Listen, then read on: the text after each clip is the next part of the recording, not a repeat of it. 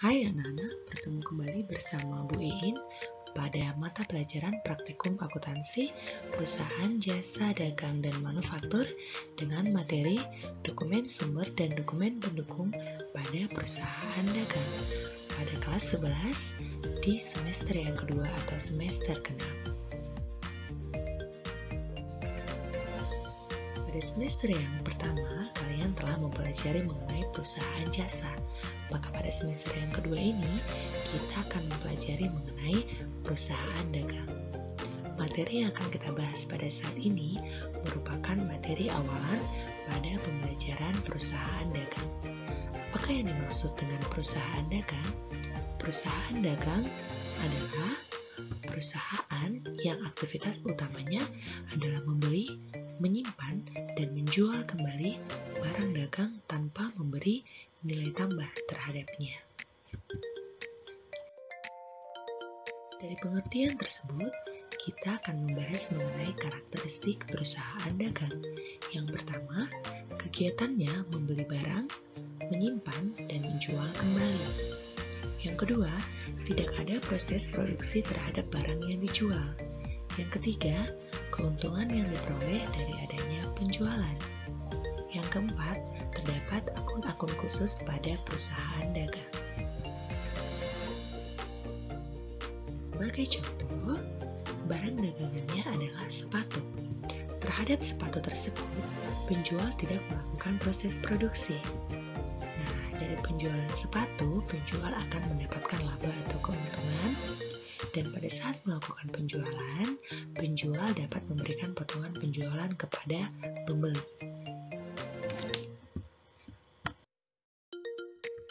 Kemudian kita akan membahas mengenai jenis operasi perusahaan dagang.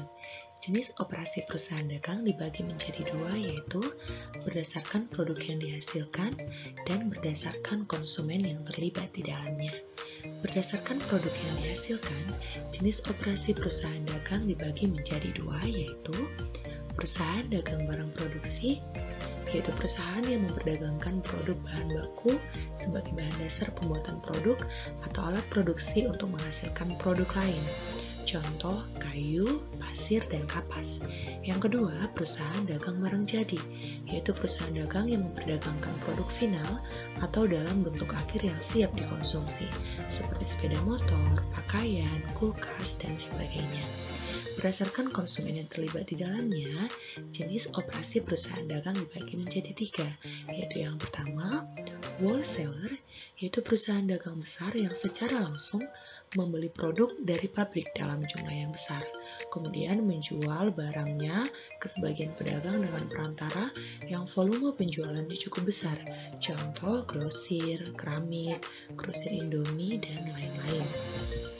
Kemudian yang kedua adalah middleman, yaitu perusahaan dagang perantara yang membeli dalam jumlah besar untuk dijual kembali ke pengecer dalam jumlah sedang atau kepada pedagang eceran, contoh subgrosir. Kemudian yang ketiga adalah retailer, yaitu perusahaan yang langsung menjual kepada konsumen secara eceran. Retailer sering kita jumpai di lingkungan sekitar kita, contoh Indomaret, Swalayan, dan warung. Dalam perusahaan dagang terdapat beberapa aktivitas utama atau transaksi, yaitu yang pertama pembelian, dapat dilakukan secara tunai maupun secara kredit. Yang kedua, retur pembelian, yaitu mengembalikan barang yang telah dibeli karena ada kerusakan atau tidak sesuai dengan pesanan. Yang ketiga, potongan pembelian, yaitu potongan yang diterima pembeli karena melunasi hutang lebih cepat atau tunai. Yang keempat, beban angkut pembelian, yaitu biaya beban angkut pembelian yang sesuai dengan syarat penyerahan barang yang telah disepakati. Yang kelima, penjualan, yang dapat dilakukan secara tunai atau kredit.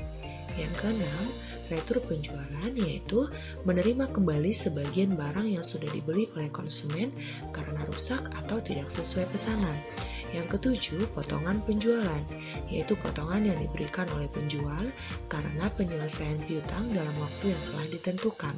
Yang kedelapan, beban angkut penjualan, yaitu biaya beban angkut penjualan yang sesuai dengan syarat penyerahan barang yang telah disepakati. Pada transaksi potongan pembelian dan potongan penjualan, terdapat syarat dalam pembayaran barang. Yang pertama, N/30, yaitu pelunasan pembayaran dilakukan paling lambat 30 hari setelah transaksi. Yang kedua, 2/10 N/30, apabila pembayaran dilakukan dalam jangka waktu 10 hari setelah transaksi, maka pembeli akan mendapatkan potongan sebesar 2%. Jatuh tempo pembayaran adalah 30 hari setelah transaksi.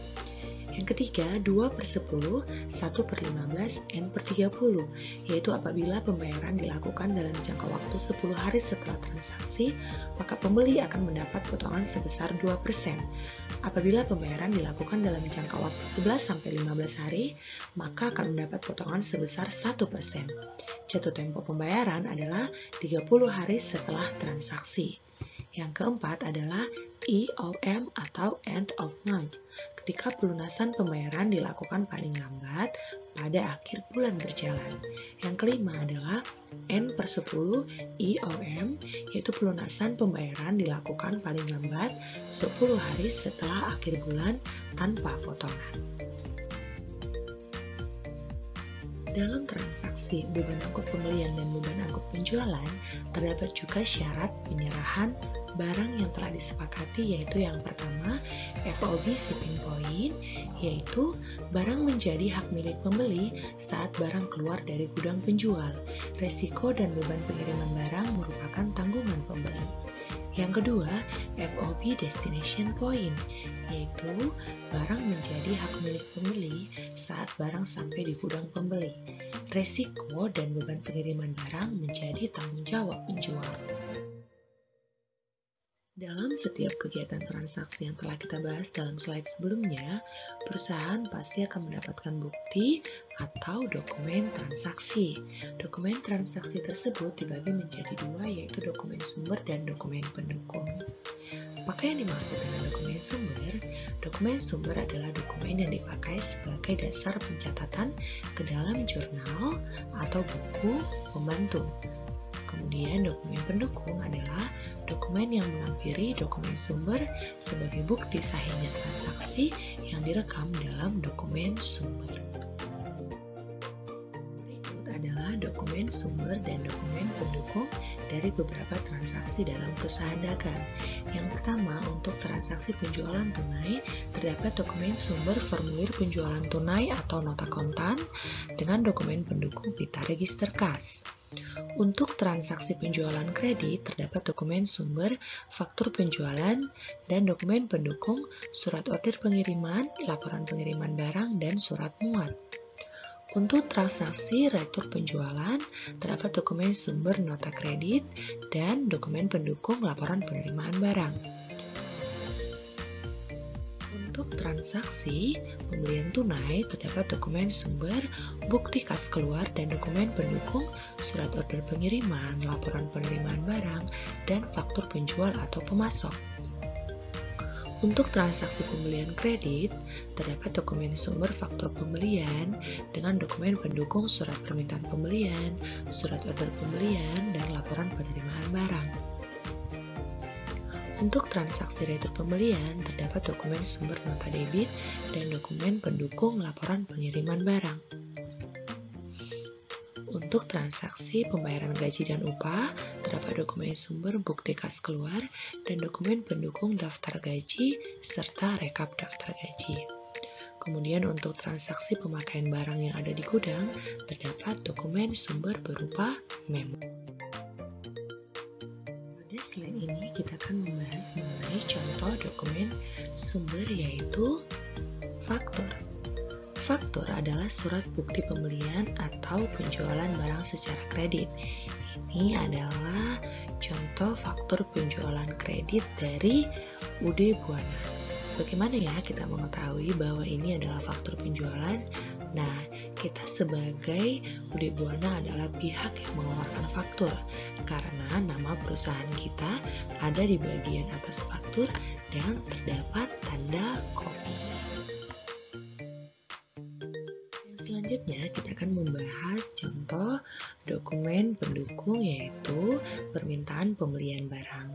Permintaan pembelian barang merupakan formulir yang digunakan apabila akan memesan atau membeli barang ketika persediaan barang yang bersangkutan sudah mencapai titik minimum atau sudah habis. Surat permintaan pembelian barang dibuat oleh bagian gudang atau bagian lain yang memerlukan barang. Dokumen ini merupakan dokumen pendukung untuk pembelian kredit. Telah membahas mengenai beberapa jenis dokumen transaksi dari perusahaan dagang. Terhadap dokumen-dokumen transaksi tersebut, perlu kita lakukan pengecekan. Untuk apakah pengecekan tersebut kita lakukan? Pengecekan perlu kita lakukan untuk meminimalisir kesalahan yang mungkin terjadi, sehingga akan mempengaruhi keabsahan dari laporan keuangan yang kita miliki. Pengecekan dokumen transaksi dapat dilakukan dengan dua cara, yaitu pengecekan keabsahan formal dan pengecekan keabsahan material. Pengecekan keabsahan formal adalah pengecekan yang dilakukan untuk mengidentifikasi kelengkapan data yang tercatat dalam bukti transaksi. Pengecekan keabsahan material yaitu pengecekan yang dilakukan untuk mengecek perhitungan nilai uang yang tertera dalam bukti transaksi. Harus diperhatikan dalam melakukan pengecekan keabsahan formal dan melakukan pengecekan keabsahan material. Untuk melakukan pengecekan keabsahan formal, kita harus memperhatikan tanggal terjadinya transaksi, nomor transaksi, jenis transaksi, pihak-pihak yang terlibat dalam transaksi, syarat pembayaran, dan apakah terdapat tanda tangan yang berwenang. Untuk melakukan pengecekan keabsahan material, kita juga harus memperhatikan pengecekan secara horizontal dan secara vertikal. Nah, untuk selanjutnya, mari kita lakukan pengecekan keabsahan formal dan pengecekan keabsahan material dari contoh transaksi berikut. Untuk pengecekan keabsahan formal, yang pertama kita harus melihat tanggal terjadinya transaksi, yaitu 6 Desember 2018.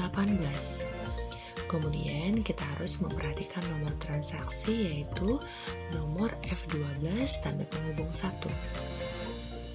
Yang ketiga, kita harus memperhatikan jenis dokumen, yaitu merupakan faktur penjualan bagi UD Buana yang ditandai dengan tanda kopi.